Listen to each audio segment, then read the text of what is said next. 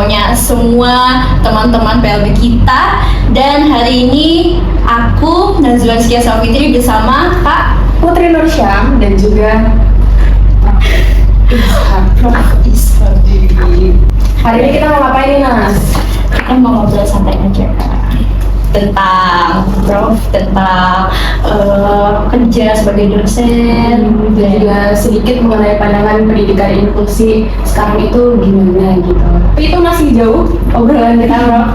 Di sini kita mau perkenalkan narasumber kita, yaitu Prof. Dr. Ishak Tiwi MPD. Betul ya, Prof? Selamat semuanya. Beliau ini adalah dosen PLB sejak tahun 85 ya, Prof? 86. Sudah 40 tahun berkarir gitu. Sebelumnya terima kasih Prof sudah hadir bersama kami hari ini. Sebelum kita mulai, mungkin kita tanya kabar dulu. Insya Alhamdulillah, kabar sehat. Tapi ini suaranya baru agak-agak serak, tapi tidak apa-apa. Yang penting sehat itu adalah utama, karena itu berkah dari Allah. Harus kita syukuri. Ketika kita sehat, kita bisa melakukan apapun yang baik-baik. Oke. Noted ya guys. Mungkin kan sudah banyak teman-teman yang kenal Prof Ishak Tiwi nih. Nah, tapi kami juga mau tahu di balik perjalanan Prof sendiri. Mungkin bisa diceritakan sedikit latar belakang Prof sebelum menjadi dosen di PLB.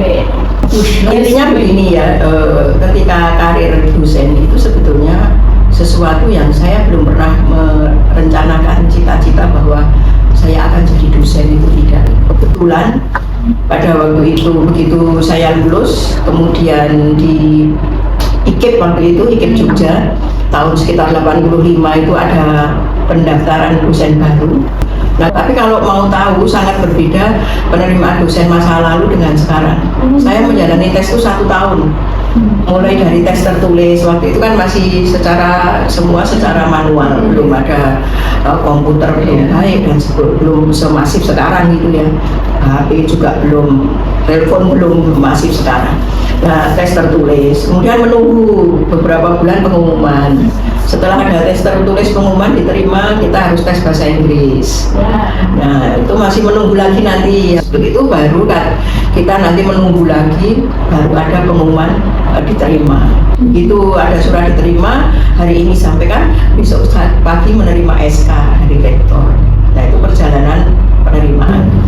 Itu perjalanan dari dosen itu. Dan waktu itu kita sudah diberi satu pemahaman bahwa seorang dosen itu tidak hanya mengajar, tapi kita kan punya tridharma perguruan tinggi.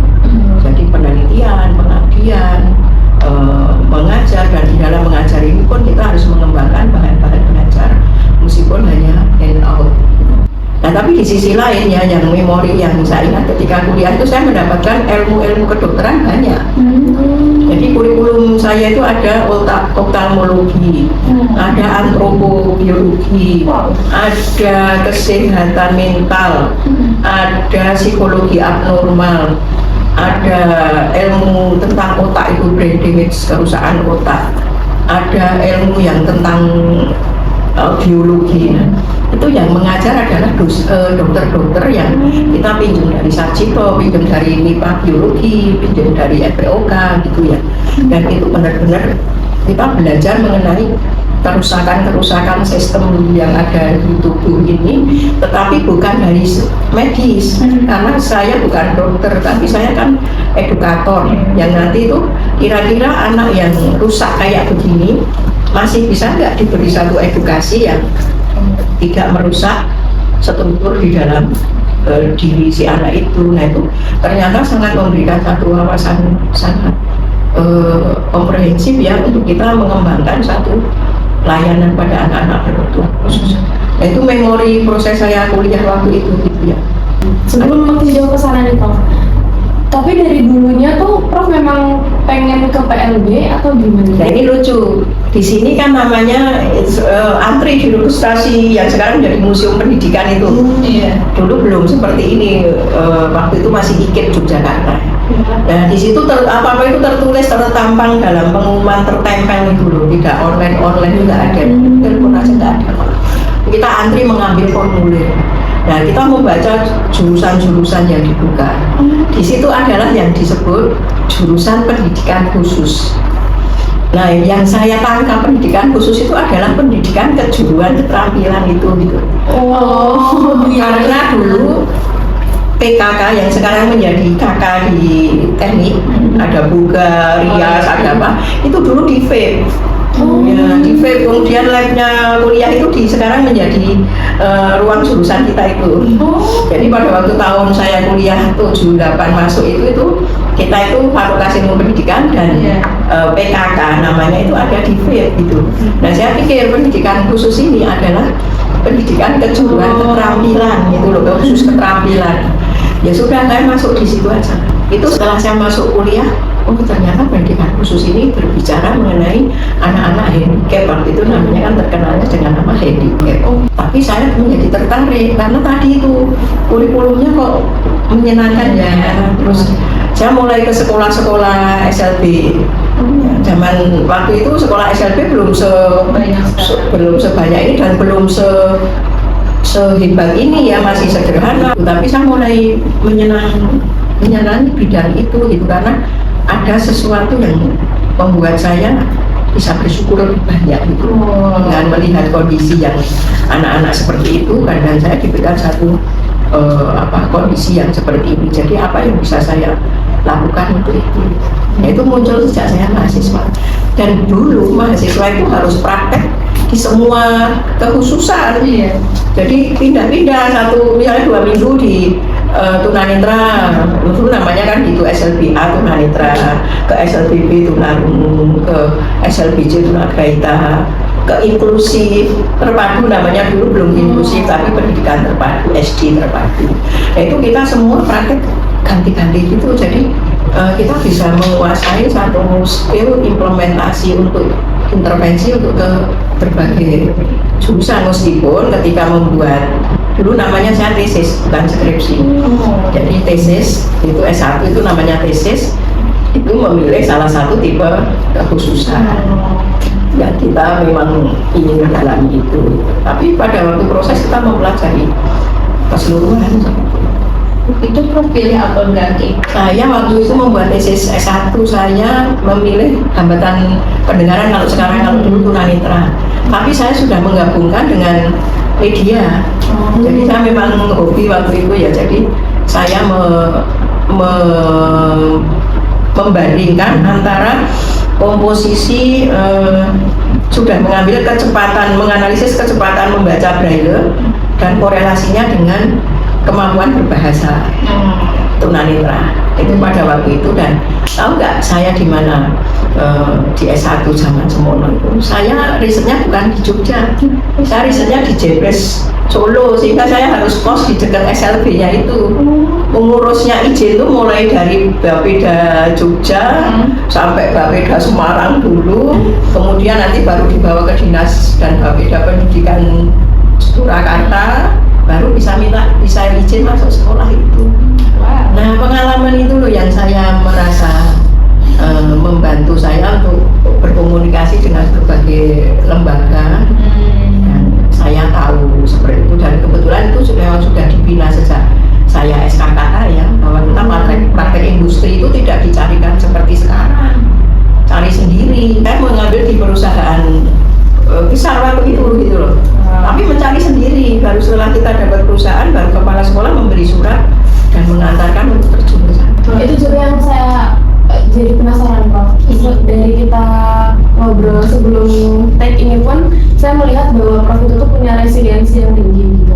Nah, kira-kira itu apakah memang dibentuk dari keluarga atau dari internalnya sendiri, atau gimana sih? Yang jelas keluarga sangat iya.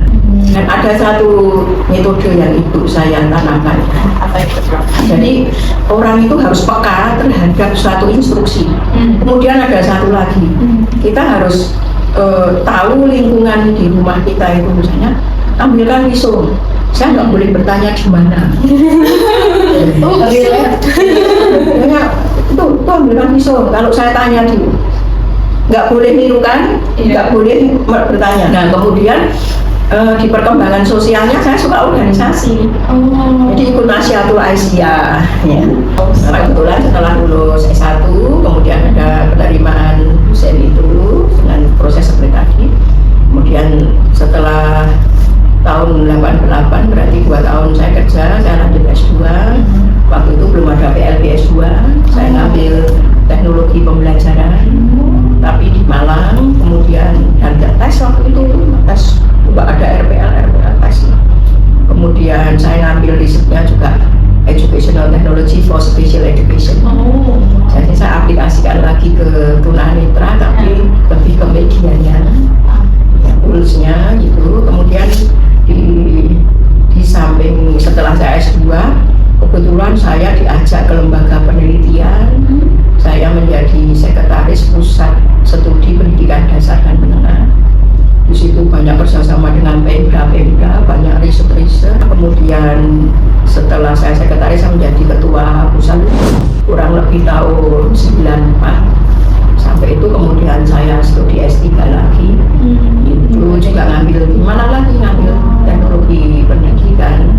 Tapi saya juga ke pembelajarannya individualized instructional program or adaptive behavior, intellectual disabilities. Nah itu S3 saya. Jadi saya kaitkan dengan teori-teori pembelajaran individualisasi, kaitannya dengan anak-anak hambatan intelektual untuk pengembangan perilaku adaptif. Saya jadi dosen, hobi saya membeli buku. Terus terang saya itu tidak begitu tertarik dengan perhiasan. Kalau andikan kalau pakai itu hadiah, supaya yang memberi hadiah senang. Hadiah semua seperti ini hadiah. Tapi saya hobi buku. Jadi setiap kali itu saya jalan-jalan ke sosial media. Misalnya saya ke bandara itu ya, di bandara waktu itu saya mulai tahun 94 itu saya booming. Jadi terbang yang tadi saya ceritakan dari provinsi ke provinsi itu sampai itu membantu di kementerian ya. Di beberapa kementerian saya membantu di situ untuk pengembangan pendidikan sampai di perbatasan. Dan ketika nunggu di bandara delay atau menunggu apa itu, saya ke toko buku yang ada di bandara itu. Jadi memang hobinya. Misalnya ada suatu seminar zaman semono, seminar kan nggak online ya. Ada seminar, kemudian biasanya ada pameran buku. Nah saya jadi presenter, nanti dapat uang. Uangnya itu saya belikan buku mungkin lebih mahal saya beli bukunya. Wow, gitu. Misalnya katakanlah saya dibayar 1 juta gitu ya. Nanti saya beli buku itu bisa 2 juta, bisa apa? Misalnya kayak buku 2 juta, bro. Lebih ada yang lebih. Nah, kebetulan saya juga bergabung dengan lembaga pengembangan kreativitas yang di situ di Lemlit sini dengan ITB waktu itu. Nah, intinya banyak kegiatan pengabdian masyarakat termasuk pembinaan perpustakaan sekolah. Nah, misalnya jadi ada desa binaan di lereng Merapi, ada pembinaan perpustakaan sekolah di Gunung Kidul itu di 5 kecamatan 35 sekolah. Pengadaan buku-buku bacaan yang kita rekrut dari muridnya butuh apa. Waktu itu pas booming Harry Potter. Lalu saya bekerja sama dengan Gramedia. Jadi intinya saya pengabdian masyarakat itu tidak hanya ceramah-ceramah gitu, tapi action sampai ada sesuatu yang memang tertinggal di situ gitu loh. Dan tidak hanya sekali datang terus selesai. Kita ada kerjasama gitu dengan kedutaan besar Denmark ya. Nah, sehingga kita sampai range waktu, sampai terbentuk budaya membaca di sana misalnya. Kalau desa binaan yang di Kepuharjo lereng Merapi itu membina minat baca tetapi dengan kambing etawa. Nah, apa hubungannya gitu ya? Waktu itu dengan kurikulum muatan lokal. Jadi saya itu kadang-kadang punya pemikiran begitu gitu loh. Kurikulum muatan lokal kan SD bisa usaha peternakan karena di sana banyak rumput, banyak awana, sehingga kita berikan kambing etawa untuk peranaan. Orang-orang kampung boleh mengawinkan di situ, mengawinkan kambingnya untuk sambil mengawinkan. Kami itu membedel majalah-majalah itu yang kami ada majalah pocong, majalah apalah pertanian, majalah apa, jadi kami belikan itu sambil antri mengawinkan kambingnya. Mereka diminta untuk membaca. Kalau mau hanya mengungkap cerita saya, banyak sekali yang eksotik itu itu ya. Ini bakal jadi dituntut tanpa satu kehidupan. Iya. Tapi pada intinya ya ketika riset, ketika pengabdian masyarakat, saya tidak sekedar hanya menyebar angket atau hanya ceramah selesai, tapi ada something, sesuatu action yang memang dikaitkan dengan konteks di situ, dan di situ bisa sustainability-nya ada. Kesimpulannya seperti itu. Dan tidak hanya PLB saja yang saya geluti, kebetulan saya riset-riset policy itu banyak ya. Riset misalnya akreditasi guru yang itu dipakai untuk policy kebijakan gitu, ya, sebagai anggota tim misalnya. Jadi jalanlah dari Sabang sampai Merauke, riset mengenai pendidikan integrasi yang waktu itu pengembangan life skill, itu malah terkemasnya di kementerian yang bagian PAUD sana, bagaimana mengembangkan model pembelajaran integratif tapi untuk kertakes itu kesenian, kerajinan, dan apa itu kertakes, kerajinan, kesenian dan kesehatan waktu. Nah, itu juga kolaborasi dengan perguruan tinggi, kebetulan waktu itu kami dengan tim UNESA. Jadi saya terbiasa dengan menjalin dengan beda, dengan perguruan tinggi, dengan meskipun skopnya dalam arti Indonesia gitu ya, tapi disitulah saya mulai ada memori yang kalau dirunut memori saat SD. Saya belajar peta buta, peta Indonesia waktu itu. Belum ada tulisannya peta, dan di situ ada juga peta dunia. Ada sejarah Indonesia, sejarah nasional, sejarah lokal ya, sejarah nasional, sejarah dunia misalnya. Nah, saya kok hobi banget mempelajari itu. Nah, peta buta itu kebetulan waktu ujian, kita benar-benar disuruh menebak peta buta ini. Kebetulan saya waktu itu mendapatkan peta Provinsi Bali. Nah, pas ujian itu, saya terus membayangkan, kapan ya saya sampai ke lokasi ini. SD. Iya. SD ya. Nah, kebetulan setelah saya dewasa kan, saya punya temen ya, kita dewasa punya, biasa kan kita anak muda. Ketika saya punya temen, kebetulan temen itu dari Sumatera Barat, dari NTB waktu saya remaja ya. Nah, disitulah cerita danau di Sumatera Barat, danau Singkarak, danau Mandailing. Kemudian ceritalah tentang Lombok, Ende, tentang Bima, yang di situ banyak kuda, banyak cerita waktu itu kan belum ada listrik. Iya. Nah, adanya TV tidak berwarna sama radio. Nah, saya senang mendengarin itu. Nah, dari situ terinspirasi, saya bayangkan, danau Singkarak di Sumatera Barat kayak apa? Oke, 99 orang. Oh, Bima yang di situ hamparan kuda liar, Lombok penghasil madu. Nah, itu ceritakan dari teman-teman remaja. Nah, sehingga ketika saya tahun 95 ada tim peneliti dosen dan saya sebagai anggota mulai akan keliling ke provinsi-provinsi itu.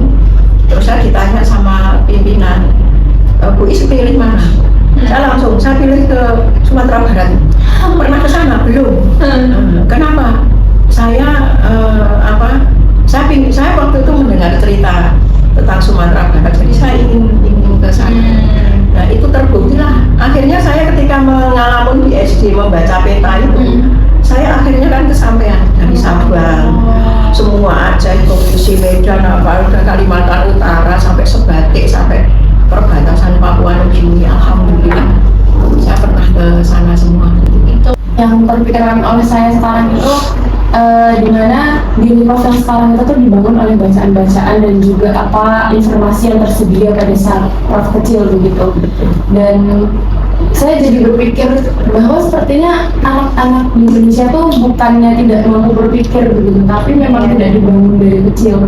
Bagaimana mungkin di rumahnya mereka tidak punya ketersediaan buku yang menjadi bahan referensi mereka, akhirnya kan dunianya berputar di sekitar situ saja gitu. Sedangkan dari cerita Prof tadi sudah mengenal peta, kemudian berkenalan dengan siapa, mendapatkan cerita-cerita sehingga muncul ide untuk saya mau ke sana, saya mau ini, saya mau itu begitu. Betul. Jadi kata kuncinya itu apa? Toladan. Teladan dari lingkungan itu gitu. Jadi itu membentuk inspirasi. Karena orang itu kan ada 3 secara konsepnya. Niteni, niroke, nambahi. Niteni itu adalah kita tahu melihat kebiasaan baik orang, contoh-contoh entah dari bacaan, entah dari perilaku orang. Kemudian kita menirukan, mencoba menirukan, diaplikasikan yang sebenarnya. Kemudian nambah itu suatu kreativitas, menciptakan sesuatu yang berbeda. Itu sebenarnya kan orang berpikir itu di situ, knowledge tahu, kemudian nanti dia punya sikap untuk mencoba, melakukan, memilih, melakukan, dan dia mencoba untuk mengembangkan. Nah, ini kan orang belajar itu kan orang ngerti tahu, habis itu ngerasani itu kan merasakan, kan unsur jiwa sikap, menginternalisasi maksudnya. Nah kemudian mencoba melakukan apa yang dirasakan ini. Nah itu kok mengembangkan banget ya untuk saya ini ketika ada suatu persoalan begini, saya mencoba menganalisis, mencoba apa gitu. Di sisi sebagai batas manusia saya bisa usahakan, tapi di batas sisi saya mau kekuatan itu bahwa saya sangat yakin, saya yakinnya bahwa Tuhan Maha Kuasa. Nah itu kemudian kita mencoba untuk mencari solusi, melakukan. Nah itu belajar apa pun sebenarnya ke sana. Nah sekarang ini ya kalau mau di kebijakan sekarang ini kurikulum deep learning itu kan itu. Anak mengetahui, kemudian dia menirukan dan dia ngerasa nih itu tadi dia melakukan, mencoba menerapkan dalam persoalan kehidupan. Itu kan ilmu yang sekarang. Jadi satu, yang kedua saya sering dari bacaan itu kan ada konsep-konsep teori. Nah saya sering itu saya ambil teori itu saya coba diaplikasikan ke dalam kehidupan nyata itu kayak apa sih gitu ya, eksperimen gitu. Jadi kayak apa sih sebetulnya ketika kita itu mencoba untuk satu konsep ini yang kemudian dalam hidup sebenarnya kayak apa sih itu yang selalu saya coba. Jangan takut gitu lah. Yang penting satu, niat kita baik. Yang kedua bermanfaat, meskipun kecil tapi ada nilai manfaat. Nah, tadi kita juga udah denger nih bagaimana perjalanan Prof dari mulai tidak ada internet, bahkan tidak ada komputer, sampai ke sekarang yang apa-apa tuh udah mudah sekali diakses gitu Prof. Melihat perkembangan ini tuh, menurut Prof, apakah dunia akademik ini tuh sudah mendorong lahirnya lulusan-lulusan yang bisa berpikir kritis dan juga mendorong inklusivitas di society kita gitu? Itu ada dua sudut pandang. Yang pertama sudut pandang sudah semua dari pelaku. Satu, pelaku pendidiknya. Kita kira pendidiknya memfasilitasi untuk itu enggak? Mahasiswanya berkembang enggak untuk mengembangkan potensi dirinya gitu, dengan berbagai satu tugas, berbagai apa itu pola teachingnya dari dosen. Lingkungan kampus punya nggak aktivitas-aktivitas yang mendorong mahasiswanya berkreasi dengan hal-hal yang kecil tapi bermakna, bermanfaat gitu. Misalnya ada semacam pengabdian masyarakat untuk mahasiswa, ada apa yang sekiranya mahasiswa mengimplementasikan ilmunya, enggak, itu berarti suasana kehidupan budaya lingkungan kampus untuk membangun intelektualitasnya. Nah kemudian sekarang diri mahasiswa sendiri tertantang nggak untuk itu? Nah sekarang ini banyak ya tawaran untuk misalnya lomba ini yang mengasah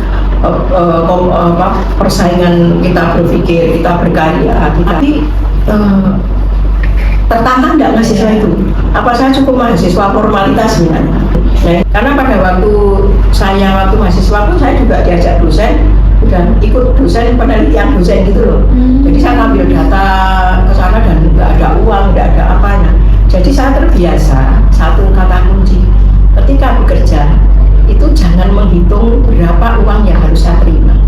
Jadi kalau ini saya dapat kecil ya udah saya terima, alhamdulillah saya dibagi rezeki, saya selalu begitu. Tapi ini saya besar, saya syukur alhamdulillah kalau bisa kemudian sedikit saya bagi kepada orang yang tepat gitu. Nah pemikiran untuk ini loh, jadi kayak saya mencoba untuk hidup itu ada di atas dengan orang-orang yang kayak gitu ya, ada bersama di tengah-tengah. Saya harus bisa ada menyesuaikan, dan ke bawah dan sangat ke bawah lagi saya harus tahu.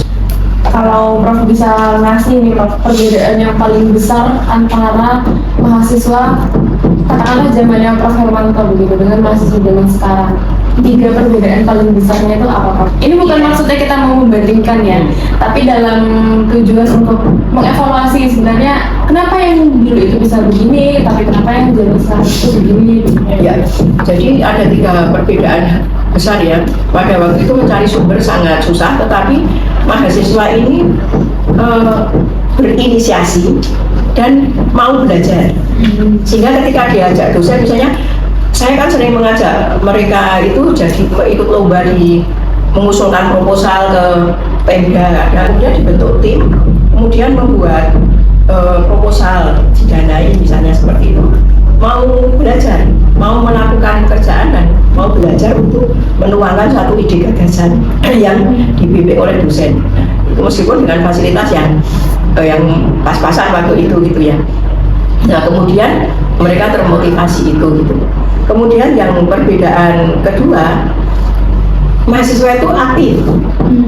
Jadi aktif sendiri untuk misalnya dia mencoba untuk menemukan sesuatu ide, kemudian proaktif dengan dosen yang tidak selalu harus dosen pembina mahasiswa, tapi dosen siapapun yang bisa diajak bicara, yang nanti akhirnya dia bisa memberi solusi-solusi dan perkembangan yang ada di situ gitu. Nah jadi ada semacam keaktifan itu gitu, mau, dan solusi aktifnya itu untuk memberikan solusi yang tidak hanya selesai di atas kertas, tapi benar-benar diimplementasikan di suatu objek tertentu. Dan yang ketiga ini kemampuan skill komunikasi. Nah ini terbina, jadi skill komunikasi sosial interpersonalnya yang itu mahasiswa ini mau membangun ya, dengan dia mulai berlatih, mulai berdiskusi, mulai jadi dalam setiap kuliah itu misalnya dia mencoba untuk berusaha sepele aja bertanya atau berpendapat atau apa itu terjadi di ketika Pak Hermanto, dan jadi rata-rata berkembang skill sosial personalnya, kemudian berkembang responsibility-nya, kemudian berkembang satu kreativitas, kemampuan seseorang yang memang perlu dikembangkan untuk bagaimana orang itu bisa eksis dalam situasi apapun dan adaptif. Disitulah kuncinya apa? Kita mencoba mencari informasi dan belajar pada siapapun. Nah itu jadi 3 tadi itu pada kuncinya. Kita ada isu ini, belajar pada gini. Saya kuliah di pendidikan, tapi jangan terkungkung hanya satu ilmu ini. Saya belajar ilmu hukum, tapi di situ saya bukan ingin meraup ini, tapi minimal tahu, oh dasar kalau saya bekerja di lingkungan Pemda itu kan saya harus ngerti kebijakan. Jadi saya harus belajar itu gitu. Intinya begini, ketika orang belajar, jadi untuk mahasiswa itu ketika dia belajar di pendidikan harus memahami filsafat pendidikan dan filsafat human life itu atau long life education itu unsur-unsurnya apa. Tapi di sisi lain bahwa pendidikan itu disokong oleh ilmu yang lain. Ada psikologi, ada hukum, ada sosiologi, ada ilmu teknologi, ada apa. Nah itu tolong dilihat. Tapi kita bukan ingin meraup semuanya, tapi mengambil aspek apa yang bisa diimplementasikan di dalam keutamanya itu, gitu loh. Itu yang sebagai mahasiswa seperti itu. Jadi pada kata kuncinya adalah mencari informasi, mengikuti informasi. Apalagi sekarang di YouTube udah banyak ilmu. Sudah banyak juga orang yang ya berkualitas lah gitu, buat bikin video yang bisa ditonton oleh semua orang. Dari hasil observasi Prof lah gitu, kira-kira tuh 3 perbedaan itu tuh disebabkan oleh apa sih Prof? Satu, yang pertama adalah perilaku. Jadi mungkin budaya atau perilaku internalnya mahasiswa yang memang mereka selama ini mungkin akan puas jika hanya formalitas. Jadi pola pikir formalitas mahasiswa. Yang kedua, dari segi pendidik tidak membangkitkan itu. Jadi mungkin membiarkan, mungkin takut dicing mahasiswa atau dibenci mahasiswa ketika memberi satu kritik ketika. Kalau saya enggak, ya misalnya saya ini hal yang enggak benar, hal yang salah saya tetap kemukakan. karena sayang. Jadi begini, perilaku harusnya seorang dosen sebagai teladan kan harus bisa merubah perilaku mahasiswanya juga.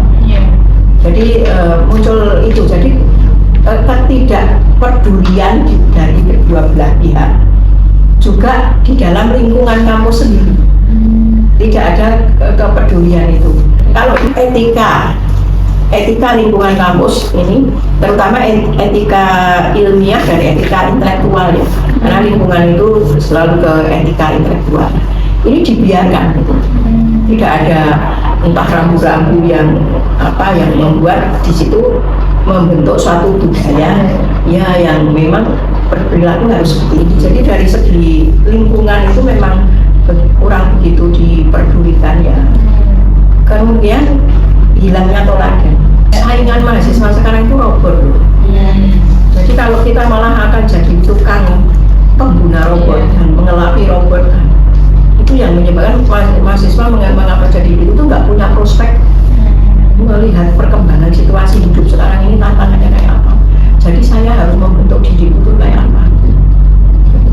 Tidak harus seperti tadi bahwa kita harus perlu apa gitu ya. Dan tadi bergaul itu juga nggak penting, karena dari bergaul kita punya ide-ide macam-macam. Yang penting bisa ngambil makna sesuatu. Balik lagi ke mengambil sumber-sumber inspirasi tadi kan, dimana dari cara Prof ngambil dari buku-buku, dari teman-teman, mencatat, kemudian dielaborasi jadi satu ide sendiri gitu. Dan itu pikiran kita kemudian nggak menjadi gak istirahat. Jadi selalu ada ide baru gitu. Ketika diajak ngomong ini langsung bisa nangkap sini. Mungkin tadi udah semua ya, kayaknya udah dibahas semua. Nah, mungkin terakhir nih Prof. Jadi bagaimana sih caranya biar mahasiswa tuh bisa ngerasa lebih dekat sama dosen? Karena kan biasanya tuh banyak yang aku takut mau nanya aja, kamu aja. Jadi itu ya mulai bahwa sebetulnya ada sesuatu yang perlu saya komunikasikan. Jadi tidak perlu menganggap bahwa komunikasi harus sesuatu yang sangat elit, yang sangat apa. Hal kecil sepele tapi berani mengkomunikasikan. Nah itu loh, itu supaya dosen juga tahu gitu. Nah kemudian yang kedua itu untuk di lingkungan kuliah gitu ya, berarti mengkomunikasikan. Ya kemudian di luar kuliah itu mungkin ada persoalan-persoalan yang sebetulnya mahasiswa mengalami suatu persoalan ya yang galau lah atau apa. Nah mengapa itu nggak dibicarakan dengan dosen? Nggak perlu, kata kuncinya jangan malu. Daripada terlambat ya, saya sering menerima mahasiswa mengeluh kesah itu setelah terlambat. Dan jadi persoalan galau yang akhirnya membuat persoalan kuliah itu menjadi terkendala, terhambat. Karena mengapa itu tidak berkomunikasi. Jadi ada semacam keinginan untuk berkomunikasi. Kemudian mencoba untuk ide-ide kecil, misalnya saya mau nulis di buletin kayak gini, misalnya tolong itu direviewkan, dibacakan apa itu di situ akan terbangun untuk apa interaksi dengan dosen lebih. Dan yang jelas mungkin dosen kan punya kegiatan-kegiatan. Ketika diajak untuk kegiatan dosen ya ikut aja di situ. Gas. Nah jadi ketika ikut itu kita mencoba sambil ikut tuh sambil mempelajari. Oh terjadi ini, oh kayak gitu. Nah disitulah nanti saya mahasiswa kemudian saya akan mencoba yang kayak gitu loh. Meskipun dalam kapasitas sebagai mahasiswa, kata kuncinya adalah berani berekspresi. Saya lebih objektif, saya mengatakan sebagian besar, mungkin kalau di kosen itu menjadi akan 90% mahasiswa nggak aktif. Yang kedua, mahasiswa tidak suka cari sumber. Yang ketiga, mahasiswa tidak suka ikut berekspresi diri terhadap suatu kegiatan-kegiatan yang itu menantang pengembangan diri sebagai kaum intelektual. Itu tiga itu saya melihat. Jadi aktivitas yang dilakukan bergerombol ya, tapi lebih pada aktivitas yang jel-jel, yang hanya apa, yang itu betul. Jadi aktivitas yang kurang bermakna untuk improving quality. Bahkan critical thinking-nya tuh tidak itu yang saya secara objektif saya katakan itu. Meskipun sudah sampai dipancing loh ya. Mungkin bukan keluhan saya sendiri tapi keluhan berbagai pengajar yang itu. Tapi kata kuncinya yaitu jangan-jangan dosennya sendiri juga tidak memancing untuk lebih kreatif itu. Nah, itu jadi Kemudian yang terakhir adalah ada pola mahasiswa yang tadi formalitas tadi. Jadi menyelesaikan tugas, menyelesaikan apa itu seolah-olah ya sudah kewajiban formal aja gitu loh, tapi tidak dihayati untuk menunjukkan potensi dirinya mampu berkreasi untuk solusi satu problem gitu loh. Itu bicara mengenai keberanian dan juga critical thinking atau menyampaikan itu juga jadi isu yang menarik gitu Bang, karena saya sendiri pun merasakan budaya misalnya di satu organisasi atau perkumpulan gitu, untuk menyampaikan kritik terbuka itu aja tuh adalah suatu hal yang berat gitu, karena dinilainya kok kamu menjudge gitu. Nah itu kata kuncinya adalah cara kita berkomunikasi. Jadi saya itu orangnya keras kan, saya suka mengkritik, tapi cara menyampaikan.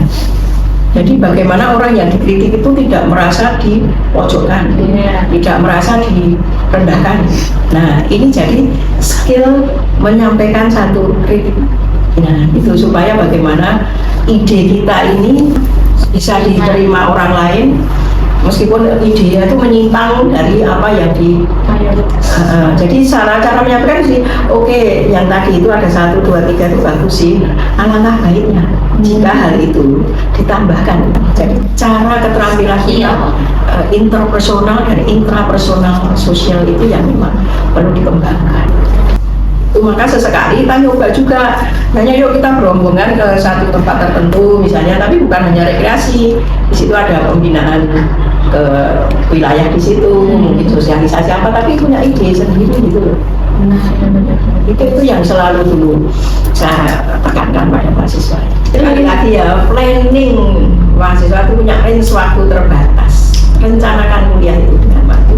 Sebagai satu adalah berbakti pada orang tua. Oh ya, tadi diskusi dengan dosen tidak selalu bahwa harus dosen pembimbing, dosen apa. Nah, misalnya minta waktu, saya kesulitan di skripsi ini berkelompok, minta dosen tertentu yang mau membantu, tidak harus dosen pembimbing, nggak masalah. Oke, sukses untuk mahasiswa PLB yang sekarang ilmunya masih sangat dibutuhkan secara nasional maupun tapi kita harus ngerti bidang harapan pendidikan khusus yang sangat bergerak mahasiswa supaya menjadi mahasiswa yang berprestasi. Sampai jumpa di podcast selanjutnya. Sama topik Dewa Muda. Gini bro, I love you bro. Ya.